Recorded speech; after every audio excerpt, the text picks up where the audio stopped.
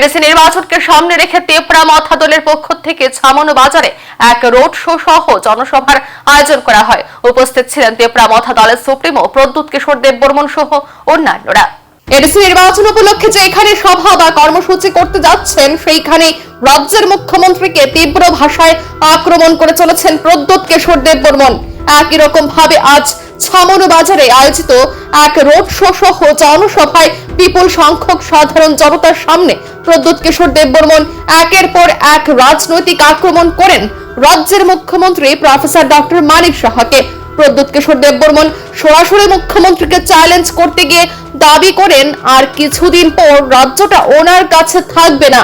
তাৎপর্যপূর্ণ এবং চাঞ্চল্যকর এই চ্যালেঞ্জ ছুড়ে দিয়ে আসন্ন এডিসি নির্বাচনে অধিকাংশ আসনেই মথার প্রার্থীরা বিজয়ী হবে এ দাবি করেন প্রদ্যুৎ কিশোর দেববর্মন। পাশাপাশি প্রদ্যুৎ কিশোর দেববর্মন দাবি করেন নির্বাচন আসবে, নির্বাচন যাবে, তবে দফার স্বার্থে থামসার জন্য এবং সার্বিকভাবে একতার বন্ধনকে বলিষ্ঠ করার জন্য সকলকেই দায়িত্বশীল থাকতে হবে।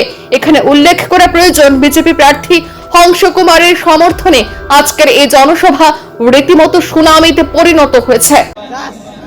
আসামে মুখ্যমন্ত্রী হেমন্ত বিশ্ব শর্মা উনি বিজেপির মুখ্যমন্ত্রী আছে, উনি প্রতিবাদ করছে।